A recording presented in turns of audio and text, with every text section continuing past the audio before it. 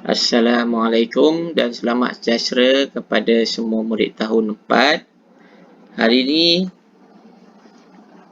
cikgu akan mengajar mata pelajaran sejarah tahun 4. Ya, muka surat, buku teks surat 64. Dan juga buku aktiviti muka surat 40.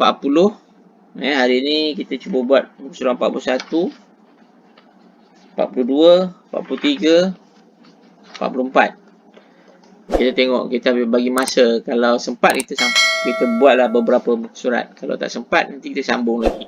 Baiklah, kita cuba lihat buku teks. Kita cuba lihat buku teks Perubahan Zaman Air Batu Akhir. Cikgu baca lah. Cikgu bacakan. Pada zaman air batu akhir, berlaku perubahan suhu. Suhu dunia meningkat dan berlaku kecairan air batu. Perubahan ini telah memberikan kesan yang besar terhadap bentuk fizikal dan kehidupan bumi. Apakah perubahan itu? Perubahan yang berlaku. Peningkatan suhu telah membawa perubahan kepada bentuk muka bumi. Perubahan yang bagaimana? Suhu bumi meningkat, suhu menaik, panas. Panas. Air mula mencair. Bila panas, air pun cair. Bila cair, apa berlaku? Air pun melimpah ke kawasan rendah. Melimpah ke kawasan rendah sehingga membentuk tasik.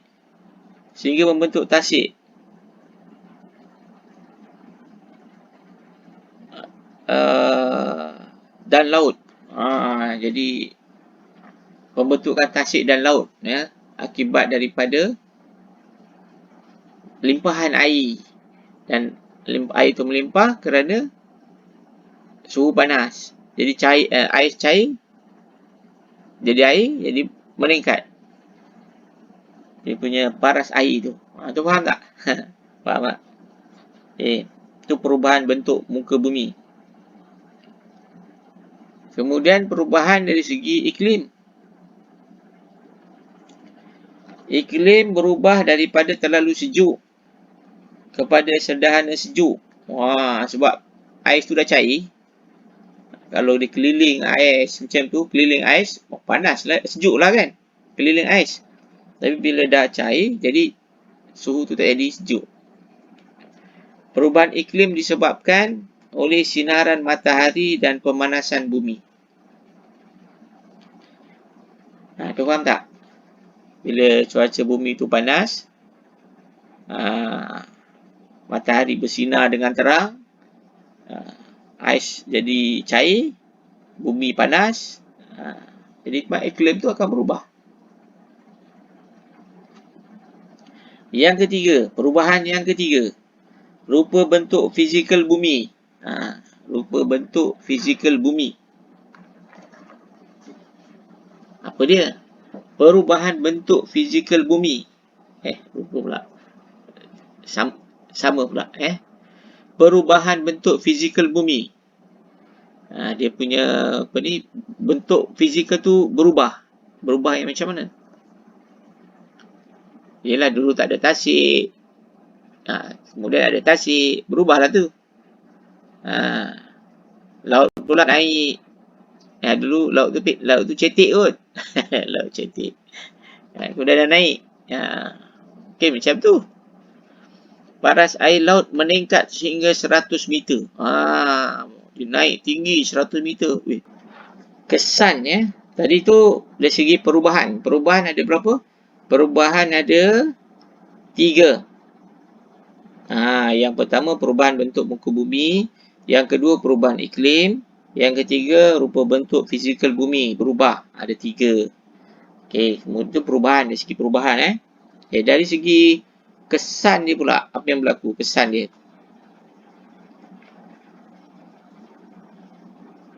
Peningkatan suhu juga telah memberi kesan kepada bentuk muka bumi.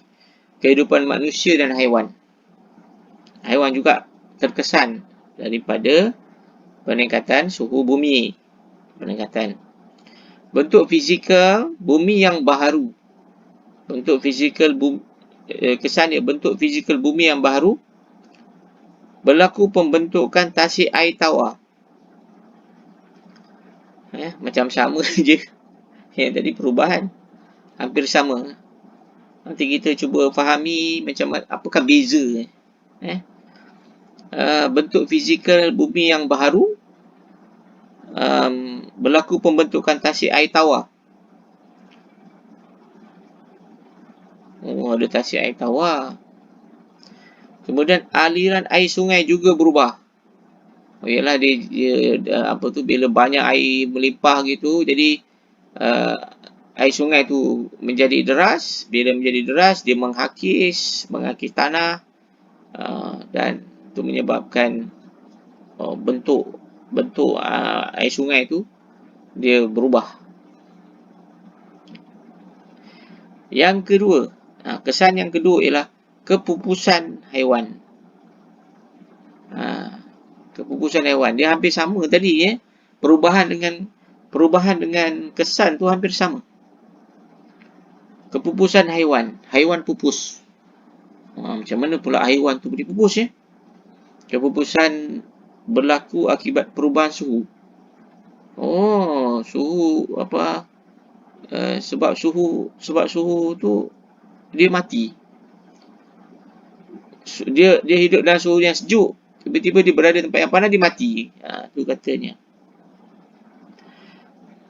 Haiwan yang pupus itu antaranya ialah harimau bertaring, lengkung dan mamut telah pupus.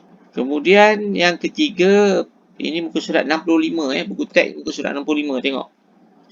Pertempatan manusia. Manusia bergerak keluar ke kawasan yang lebih panas. Manusia bergerak. Mula-mula dia duduk satu tempat, bila ada banyak kawasan yang panas, mereka pun bergerak ke situ. Manusia mencari tempat untuk membina pertempatan baru. Itu dia cari kawasan yang panas. Banyaklah kawasan panas macam tu. Sana sini panas. Sebelum ni sejuk je. Dia duduk satu tempat je. Semua pun sejuk, sama. Tapi kali ni, mana yang lebih panas, itu yang lebih dia pergi.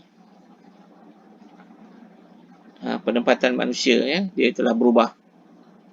Itu kesan dia. Itu ketiga. Okey. Jadi, kesimpulannya, kesan tu ada 3. Kesan dari segi bentuk fizikal bumi yang baru.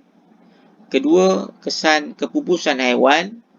Ketiga, pertempatan manusia. Itu dari segi kesan dia. Buku aktiviti muka surat 40. Cikgu, saya tak ada buku aktiviti muka surat 40. Tak apa, cikgu paparkan dekat skrin video ini.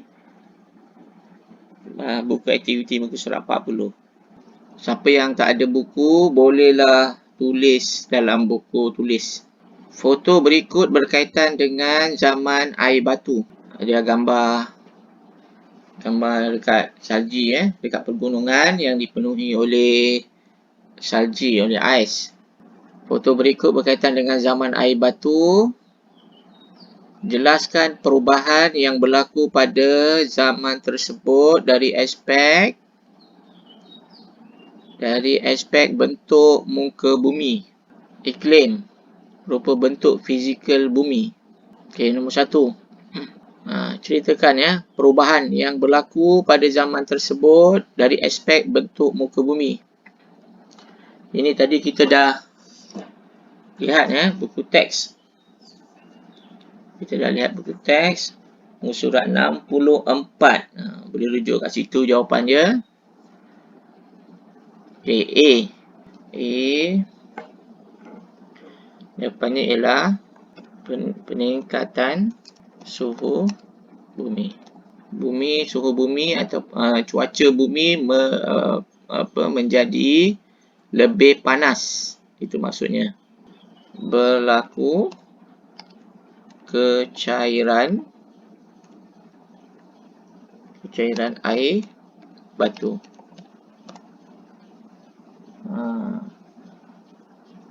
Itu kalau buku teks dia tulis air mula mencair. Sama je kalau tulis kat air semula mencair pun boleh juga. Ini bahasa yang lain. Yang maksudnya sama. Yang tadi itu suhu bumi meningkat. Ini peningkatan suhu bumi. Sama je. Cuma diubah sikit. Maksudnya sama. Boleh juga tulis macam buku teks. Jadi murid-murid, kawasan rendah dilimpahi air. Yang keempat, pembentukan tasik dan laut. Ni jawapan ini dalam buku aktiviti ni ada pada buku teks muka surat 64. Kamu boleh tengok kat situ, boleh rujuk. Jadi ini kita buat latihan ni untuk pengukuhan, untuk menambah lebih pemahaman. Dan kalau buat latihan ini nanti ingat. Nanti kalau buat soalan peperiksaan, boleh menjawab soalan ni peperiksaan. Okey. Ni boleh hafalkan ya. Bentuk muka bumi, peningkatan suhu bumi, ni perubahan perubahan. Yang cikgu conteng ni tak payahlah dibuat juga. Yang ni jelaskan perubahan. Perubahan yang dari aspek muka bumi perubahan. Apa yang berubah? Yang berubah ialah suhu berubah. Lagi apa yang berubah? Air batu berubah menjadi cair. Apa lagi berubah? Kawasan yang tinggi jadi kawasan yang rendah tu dilimpahi air. Kawasan rendah dilimpahi air. Jadi apa yang berlaku kalau kawasan rendah tu dilimpahi air? Dia jadi banjir lah. Jadi banjir jadi sungai, jadi tasik. Sungai kalau dia jadi laut, dia jadi laut, dia jadi tasik, dia jadi sungai, macam tu.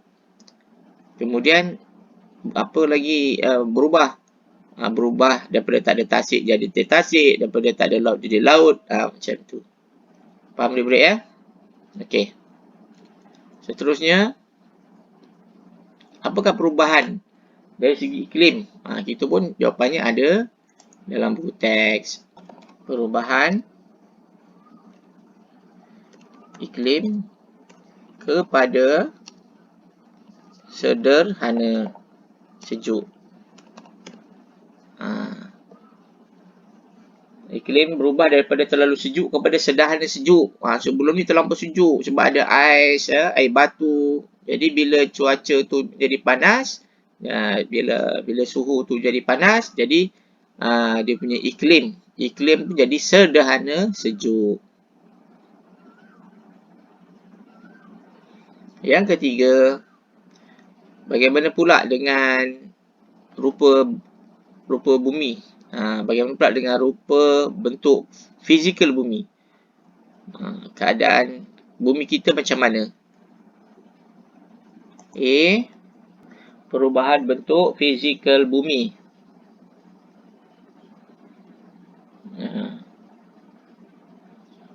Ini perubahan bentuk fizikal bumi. Ini ada dalam buku teks ya, murid-murid semua. Boleh rujuk buku teks. Kemudian yang kedua, peningkatan paras air laut sehingga 100 meter. Tu ingat tu, sehingga 100 meter tu ingat tu. Peningkatan paras air laut sehingga 100 meter. Inilah. Okey, ya. Perubahan bentuk muka bumi, perubahan iklim, perubahan rupa bentuk fizikal bumi. Ya, yang pertama ada 4, kedua ada 1, iklim, perubahan iklim sederhana sejuk, perubahan bentuk fizikal bumi, peningkatan paras air laut sehingga 100 meter. Ini kena ingatlah ya. Buat, ingat. Siapa yang tak ada buku, tulis yang ini sahaja. Tulis yang bahagian ini sahaja ya. Bahagian dalam kotak ni. Baik. Seterusnya kita lihat muka surat 41. Kita lihat muka surat 41. Tengok baca arahan ya. Buat kajian ringkas tentang sebab atau punca dan kesan akibat kemusnahan alam sekitar pada hari ini. Kemudian lengkapkan rajah di bawah. Dia kata, kenapa berlaku kenapa berlaku kemusnahan alam sekitar? Kenapa berlaku sekarang ni? Hutan jadi rosak, sungai tercemar. Kenapa? Asalnya bersih.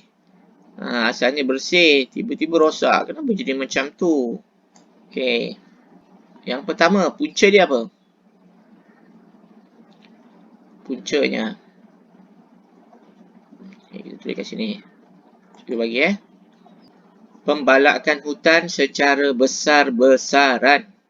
Bukan tak boleh buat pembalakan di hutan. Boleh.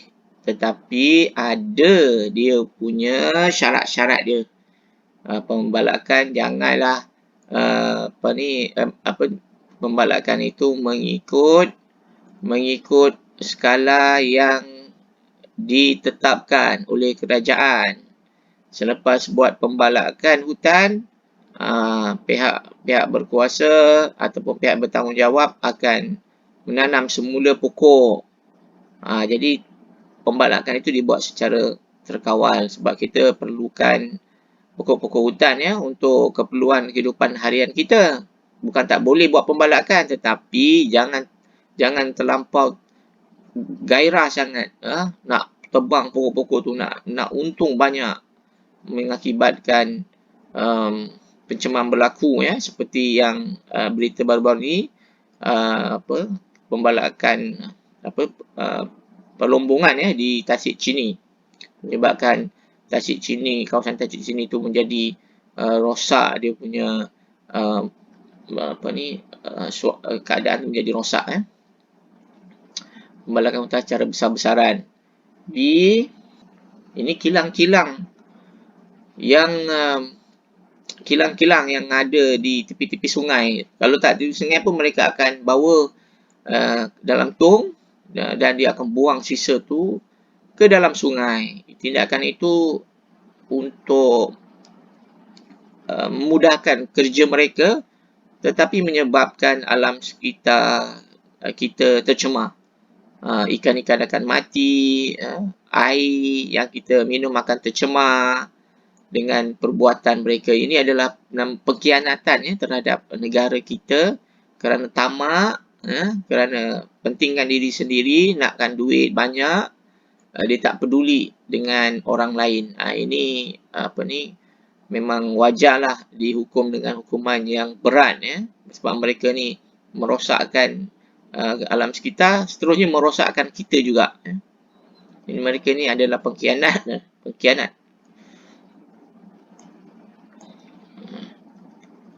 Kemudian pencemaran asap dan gas beracun. Ini pun pelepasan asap dan gas beracun.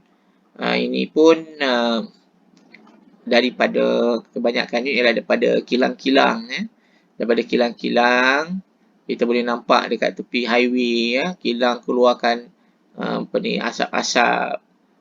Sepatutnya asap-asap itu kena ditapis, kena disaring supaya yang keluar itu bukan asap yang berbahaya. Dan itu telah dilakukan di negara-negara yang maju yang menjaga alam sekitar mereka. Di samping mereka menjaga kebajikan diri sendiri, mereka menjaga alam, mereka juga menjaga alam sekitar. Ni, pasal ini ada 3 punca: membalakkan hutan, pembuangan sisa toksik ke dalam sungai, pelepasan asap dan gas beracun ke udara. Okey, pelepasan asap dan gas beracun ke udara. Okey, apakah dia punya kesan akibat daripada ini? Apakah akibat dari perbuatan-perbuatan ni daripada punca ini, penyebab kepada kemusnahan ini? Apakah kesan dia? Buruk ke baik kesan dia? Boleh jawab, buruk ke baik? Ya, sudah tentu jawapannya buruk. Buruk kepada manusia. Okey, apa kesan dia? Untuk kalau pembalakan hutan, apa kesan dia? Okey, kesan dia kemusnahan habitat dan spesies flora dan serta fauna. Ini tumbuh-tumbuhan, haiwan musnah, mati akibat daripada tempat mereka tinggal, tempat mereka membesar, tempat mereka makan itu telah dimusnahkan. Jadi mereka pergi tempat lain dan itu bukan tempat mereka. Contohnya mereka pergi ke kampung. Bila sampai ke kampung, mana boleh orang kampung biarkan misalnya harimau ada dekat kampung. Mesti penduduk kampung akan lakukan sesuatu. Mungkin akan tangkap ke, mungkin ada yang akan mungkin sampai tahap membunuh, walaupun memang tidak dibenarkan membunuh sebab haiwan-haiwan ini haiwan yang dijaga. Tapi ada juga sampai ada yang terperangkap, mati terperangkap dan sebagainya. Sepatutnya mereka duduk di hutan, tapi hutan dah rosak. Jadi akibatnya mereka akan binatang-binatang ni akan mati, akan hilang, akan pupus. Itu yang berlaku. Apa jadi kalau pembuangan sisa toksik ke dalam sungai? Apa yang berlaku kalau toksik? Sumber bekalan air bersih semakin berkurangan. Ini pun kita dah lalui sebelum ini. Kerajaan negeri menghentikan menutup saluran paip air untuk dibersihkan, memakan masa beberapa hari-hari dan rakyat menjadi susah kerana tidak ada air. Terutama yang duduk di tingkat-tingkat yang tinggi, flat, susah nak pandai. Jadi manusia jadi susah. Kenapa jadi macam itu? Kerana ada manusia yang tak bertanggungjawab, yang tamak, tak memikirkan orang lain, fikirkan diri sendiri sahaja, telah membuang sisa toksiknya ke dalam sungai. Kemudian, kalau pelepasan asap dan gas beracun, apakah kesan daripada pelepasan asap dan gas beracun? Kesihatan dan taraf hidup manusia terjejas. Okey. Ini muka surat, buku aktiviti muka surat 41. Siapa yang tak ada buku tu, bolehlah salin sahaja ni dalam buku tulis. Okey. Bila nak hantar? Nak hantar nanti. Bila sekolah buka, kamu boleh hantar. Sekarang ni biar macam ni dulu. Kamu simpan. Buku tu kamu simpan dulu. Okey, seterusnya muka surat 42. 42. 42 ni kena baca ni. Kena baca petikan. Boleh bacalah dekat sini. Petikan di bawah berkaitan dengan usaha melindungi alam sekitar. Baca kita bacalah. Alam sekitar khazanah berharga. Betul. Melentur bulu biarlah dari rebung. Itulah bidalan yang melentur bulu biarlah dari rebung. Itulah bidalan yang seharusnya diamalkan oleh setiap istilah ibu bapa, dalam mendidik anak-anak tentang kepentingan memelihara alam sekitar. Melentur buluh biarlah dari rebung. Apa maksudnya?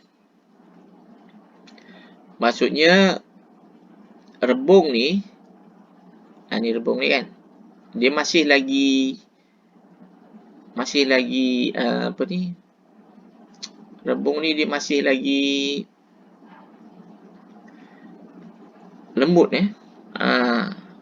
rebung ni dia masih lagi lembut. Jadi kalau nak melentur, bila dia dah jadi buluh, dia jadi keras. Kalau keras, dia susah nak dipotong, susah nak susah nak dilentur, susah nak bengkokkan, macam tu, sebab dia dah keras. Jadi ini adalah bidalan yang seharusnya diamalkan oleh setiap ahli ibu bapa dalam mendidik anak-anak. Jadi masa nak mendidik anak-anak ni masa kecil, didik masa kecil. Nanti bila dah besar, dah susah nak didik. Dah susah. Masing-masing dah ada pemikiran sendiri macam tu. Jadi itu tentang kepentingan memelihara alam sekitar. Jadi itu sebab pendidikan ini diajar kepada kamu, sebab kamu ni masih lagi peringkat anak-anak kecil yang boleh lagi dididik, boleh lagi diajar, tapi kalau nanti dah besar dah susah nak diajar. Macam itu maksudnya sinilah. Usaha mendidik anak-anak, tapi boleh juga tu sebenarnya boleh lagi didik dah besar, tapi cuma susah. Bukan tak boleh. Lebih mudah masa kamu kanak-kanak. Usaha mendidik anak-anak tentang cara menggunakan sumber tenaga secara berhemah, terutama air dan elektrik, patut dimulakan sejak mereka kecil lagi. Jadi menggunakan elektrik air ni secara berhemah, tidak membazir, patut dimulakan sejak mereka kecil lagi. Antara lain, ibu bapa boleh menunjukkan teladan yang baik. Maknanya ibu bapa jadi contoh dengan mengitar semula air mandian dan air basuhan di dapur. Contohnya menyiram tumbuh-tumbuhan. Contohnya basuh beras. Basuh beras, air itu tidak terus dibuang. Jadi air itu siram pada pokok. Tapi cikgu tak ada pokok, macam mana? Rumah tak ada pokok. Okay, kalau rumah tak ada pokok, jadi kalau ada pokok lah. Ini contoh. Ini contoh. Buat cara lain. Kalau tak ada, buat cara lain. Ini kan contoh. Ibu bapa juga perlu mengamalkan tabiat menutup switch televisyen dan lampu apabila tidak digunakan lagi. Kipas. Kalau pergi bawah misalnya, kipas atas tutuplah dulu. Kalau nak tidur, tutuplah switch televisyen dulu. Lampu juga. Lampu toilet tu tutup. Ini cikgu selalu tegur kamu kan. Ingat tak dekat kelas? Bila cikgu masuk je, walaupun dah pukul 10, dah pukul 11, masih lagi pasang lampu. Ingat tak? Cikgu selalu tegur. Siapa yang duduk sebelah switch tu, ingatlah cikgu selalu sebut. Kan? Ini penting ni. Penting kita didik daripada kecil supaya tidak membazir. Okay, di samping itu, ibu bapa perlu mengingatkan anak-anak supaya tidak membuang sampah merata-rata. Sebaliknya, membuang sampah ke dalam tong sampah. Buang dalam tong sampah pun nak kena ada caranya. Ada anak-anak ni main campak je. Bila campak, kadang-kadang tak masuk. Tak masuk, dia buat tak tahu je kan. Sampah tu ada dekat luar tong sampah. Buat tak tahu je. Habis siapa yang nak masukkan? Orang lain. Sampah kamu. Macam tu. Kamu kena biasakan menjaga tu kemasan, kebersihan. Okay. Apa tadi? Sebaliknya membuang sampah ke dalam tong sampah yang disediakan. Ibu bapa juga perlu memupuk amalan kita semula dalam diri anak-anak dengan mengasingkan jenis sampah yang boleh dikita semula seperti botol plastik, kaca dan kertas daripada jenis sampah yang tidak boleh dikita semula. Selain tong sampah, ibu bapa boleh menyediakan tong kita semula mengikut warna yang berbeza untuk melatih anak-anak mengasingkan sampah dengan cara yang betul. Okey. Jelaskan rasional amalan kita semula seperti yang diwawakan oleh badan kerajaan, badan bukan kerajaan dan pihak berkepentingan lain pada hari ini. Kita jelaskan rasional. Saya bulatkan ni. Jelaskan rasional amalan kita semula. Apa rasional dia? Ataupun macam mana rasional ni? Apakah sebab kita buat macam tu? Apakah kebaikan atau sebab ataupun kenapa kita buat macam tu? Kenapa kita nak amal kita semula? Apa kepentingannya? Ini itu. Ada 5 ini. Ada 5. Ini kena cikgu akan isi ni.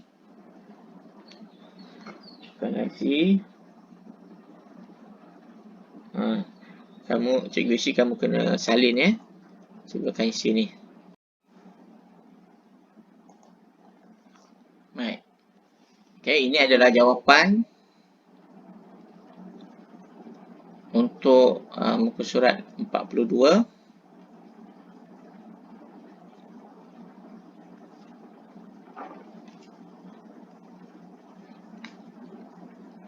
Bolehlah salin jawapan ni. Mengatasi masalah.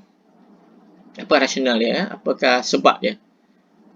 Kenapa kita kena amal kita semula ni supaya mengatasi masalah kepupusan sumber semula jadi seperti kayu balak digunakan untuk menghasilkan kertas ni. Kayu balak ni untuk menghasilkan kertas dan aluminium.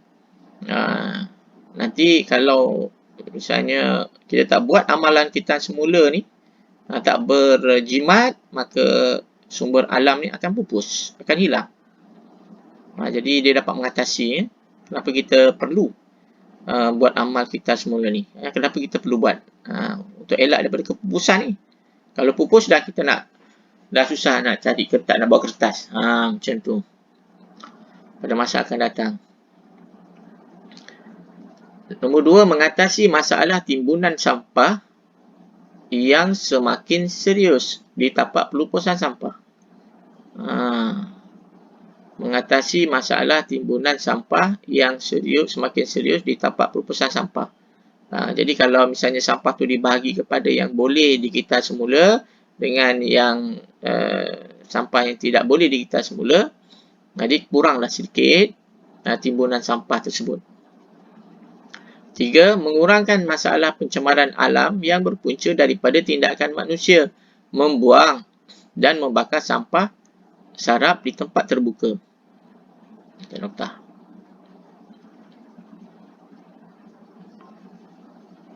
Buka. Mengurangkan masalah pembaziran sumber yang boleh digunakan secara berulang kali. Berulang kali. Kecil ni. Berulang kali. Kira kecil Kira kecil. Berulang kali seperti bahan plastik dan aluminium. Mengurangkan kos pengeluaran firma kerana mengeluarkan dapat bukan mengeluarkan ni. Salah ni. Ini pengeluaran ni. Salah. Pengeluaran. Okey. Pengeluaran dapat dijalankan pada kos yang lebih rendah dengan menggunakan bahan mentah yang dikita semula. Okey. Boleh salin jawapan ni. Dalam buku aktiviti, kalau tak ada buku aktiviti, buat dalam buku tulis. Boleh salin Ambil masa.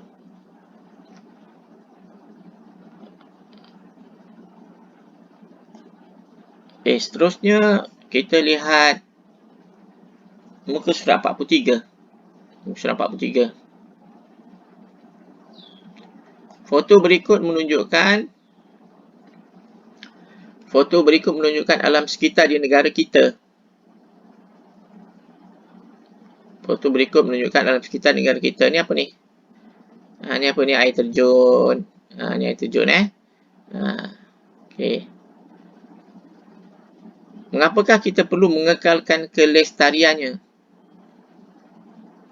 Kewujudan dia ni, keberadaan dia ni diteruskan. Kenapa perlu mengekalkan kelestarian dia? Kenapa? Nanti ada murid tanya, cikgu apa maksud kelestarian? Mengapa kita perlu mengekalkan kelestariannya? Apa maksudnya?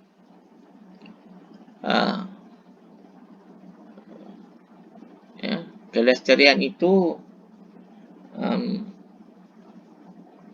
ada yang mengatakan perkataan itu ialah perkataan mampan.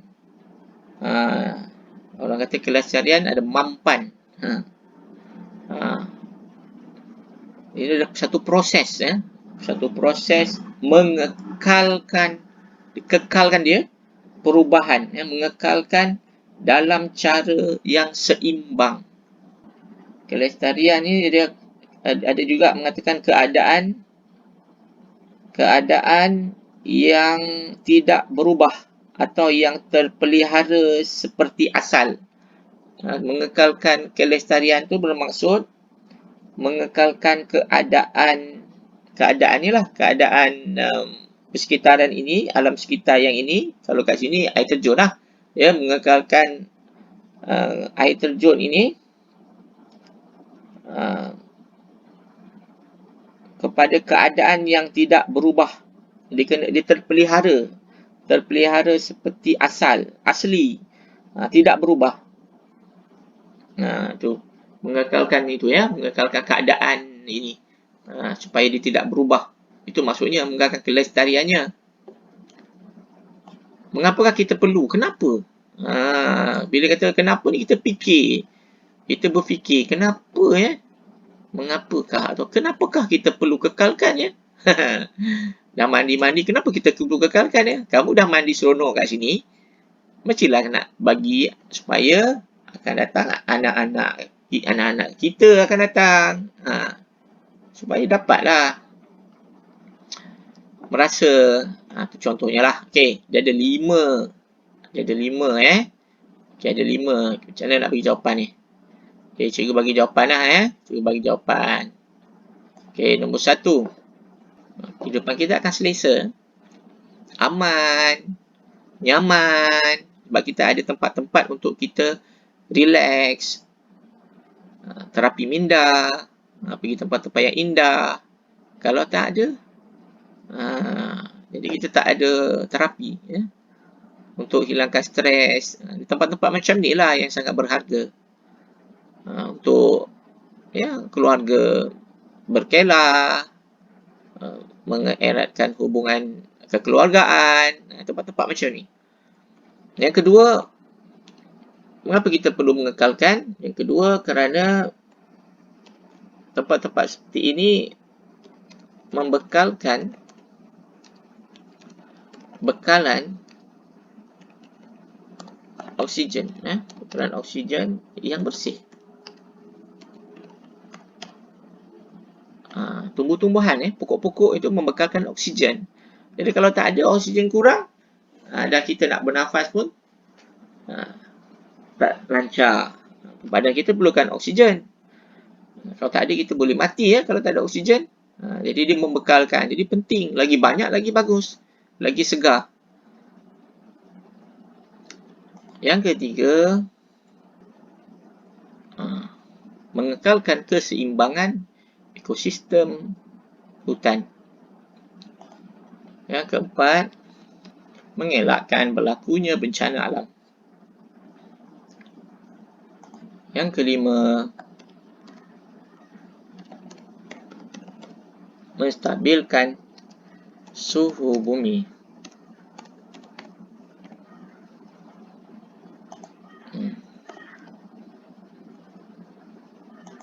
Okey.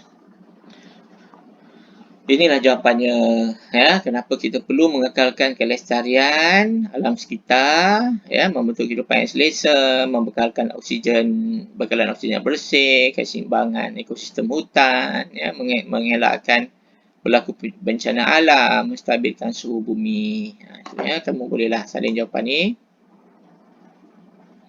Baik, seterusnya muka surat buku aktiviti muka surat 44. Yang ini cikgu bagi pilihan sama ada kamu nak membuat ataupun tidak, ya. Siapa yang berminat nak buat boleh buatlah kat rumah. Ini buat sendiri, ya. Hasilkan satu alatan yang digunakan pada zaman air batu daripada bahan terbuang. Apa-apa sajalah bahan terbuang, kertas ke, kayu ke, apa. Anda dikandang menghasilkan lakaran alat yang ingin dicipta dan melengkapkan maklumat dalam jadual di bawah. Nama alat apa? Fungsi alat apa? Bahan yang digunakan apa? Cara pembuatannya bagaimana? Jadi kamu kena buat ni lah. Kalau kamu berminat nak buat ni boleh buat, Tapi kalau misalnya kamu tak nak buat pun, ini adalah pilihan. Cikgu bagi surat 44 pilihan. Okey, baik murid-murid. Okey, baiklah murid-murid. Sekian sajalah pengajaran cikgu pada kali ini. Saya harap kamu faham apa yang cikgu ajarkan. Dan jangan lupa yang masih belum lagi subscribe channel YouTube Cikgu Talha, bolehlah subscribe, ya. Sekian sajalah murid-murid. Sampai kita berjumpa lagi. Assalamualaikum warahmatullahi wabarakatuh.